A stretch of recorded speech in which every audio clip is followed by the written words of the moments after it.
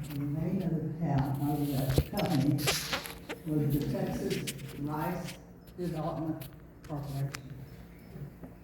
And they owned land. Couldn't find a map for it, didn't have time to, but that's the coast. They own a lot of land all along the coast. They subdivided it into blocks. A big block out there for somebody that wanted to farm. A smaller block that maybe they weren't too sure, maybe they were gonna have a little vegetable garden or something like that, and so it would be a smaller block. And then they got into, lots all along there, for home sites. These same guys from Louisiana took this chunk of land right here and made a town. And they formed the Palacios City Town Site Company with the same people in it.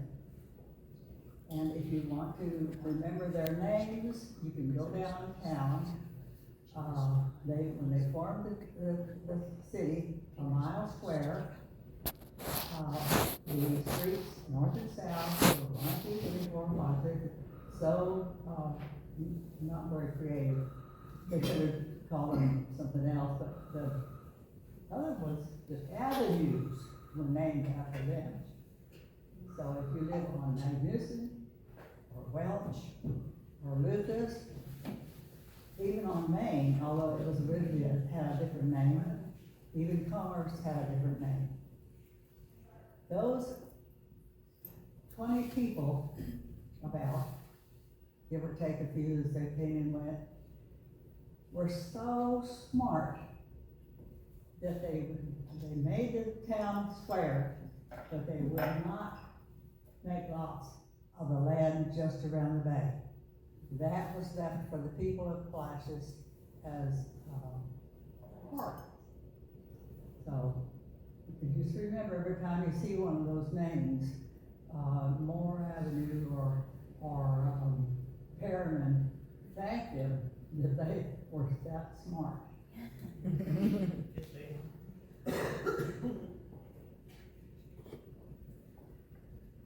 The city was a mile square, as I said, and it had some additions over the years. Foley addition, 4 additions out there, first, second, third, and college edition, because there used to be a college out there. And then the Green Acres, named after the people that were named Green, that owned that land. There were others, and of course, there was Camp Hulen, who was formed from 1,300 acres that the Camp Hulen, Camp Palacios at that time, association purchased and had ready for military use.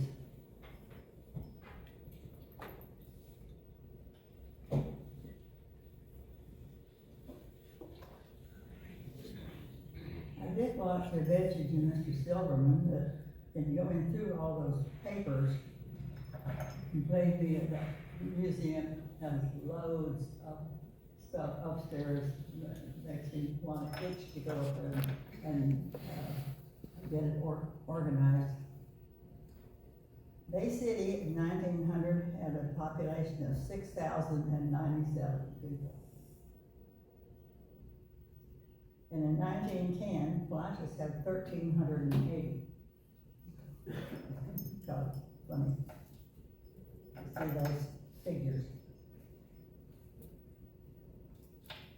The town was named originally Tres Palacios, after the creek, the river. If you don't know it, there were no palaces. No Spaniards shipwrecked off that were looking at towards the land and saw the palaces and all that. The name of the river was named after Jose de Palacios, who was the big cheese in Mexico at that time.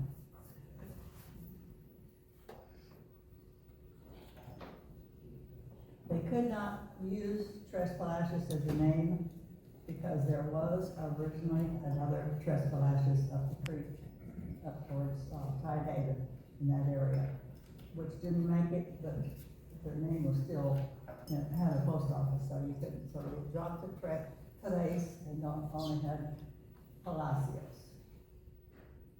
Palacios. Now it's flashing. Now, if you wanted to buy a lot in Palacios, and, so you talk to a realtor, or, if in the early days, you could go to the town company and say, I want to buy a lot 10 in block 42. And, they would probably sell it to you. You didn't have to worry about an attorney, checking the title, because it was directly out of the town company into the new owner. If that lot, when John Smith bought it, was, said to be worth $3, that's what you were taxed on. Now, John Smith could have bought it in 1910, and it was worth $3, but he could decide to build a home there. So if you look at the tax records, the value that the tax people had on it was $3 before he built the house, and $10 afterwards.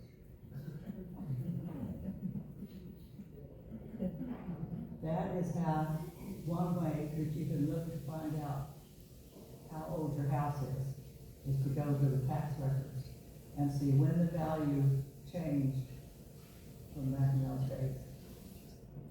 And it could change over the years. You know, you might have decided to add a room later in 1932, and so it went up to $12 for a kid. Or, I'm not sure what I said before.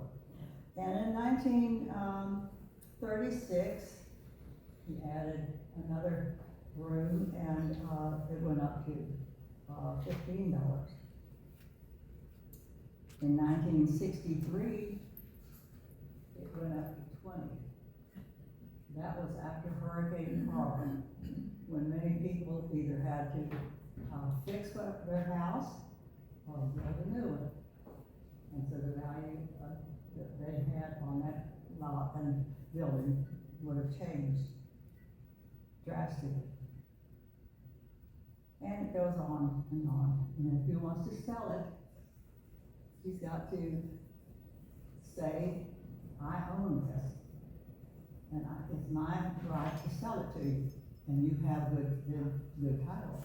Well, Robert Jones, that wants to buy it, says, how can I be sure it's clear title? And you go to an attorney, and he checks the title and writes an opinion. It's called a title opinion, because he has gone back into the records that are in Navigator County abstract office. He goes back and he checks all of those records to be sure that there isn't something in there that changes that right that John Smith had to sell it to Robert. Anyway, so in the olden days, I was fortunate to work for 3 attorneys over the years. And I worked for a land management company. So I learned a lot about land, oil leases, easements that could make the difference in the title, selling off or giving a gift deed to a child for part of it, and it would show up. In the olden days, when I first went to work, we had abstracts of title. And I meant to bring one, but I forgot it. But an abstract of title is a copy, a printed copy of everything that's been set in the record in Montgomery County about that particular law. And the abstract companies used to, they've probably gone all digital now, I don't know how they do it. But at that time, it took little drawers that you pull out. Here is block 42, and everything that's been put of record has got a little card in there about that lot, those lots. So you look all the way through there, everything's got about lot 10, and make a copy of it, and that becomes an abstract of title. And then you take it to the attorney and say, all right, do I have the right to sell this so that they have the title? And the attorney will look at it and give them a title. Well, nowadays they do it by insurance, but it's still the same thing. They still have to be able to prove by looking at the records in the abstract companies that everything that's been record they know about, and they can say it's either a good title or not. Abstracts sound like a boring thing, but they were interesting. Palacios, according to the surveys, is bisected. Here's it's bisected. Served on one side is a Susan Perkins, and on the other side is a Thomas Dasher. And come to find out, when reading back in those days, Susan Perkins sold her survey to a man in Collegeport, and his name is on a GW, what's the creek name over there? Pilkington. And so he bought it, but he also married Susan Perkins, so she got it back anyway. And she got it because her father had been in the war and had received it as a gift. I want to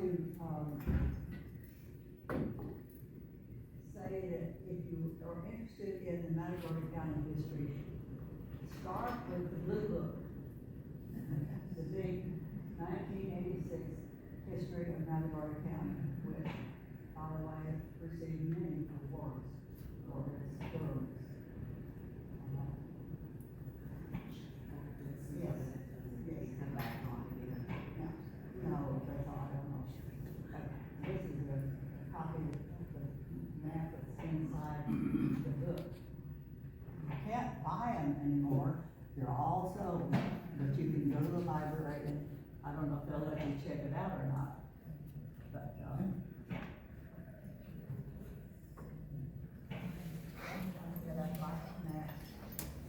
there's one of the Palacios. It also turns around.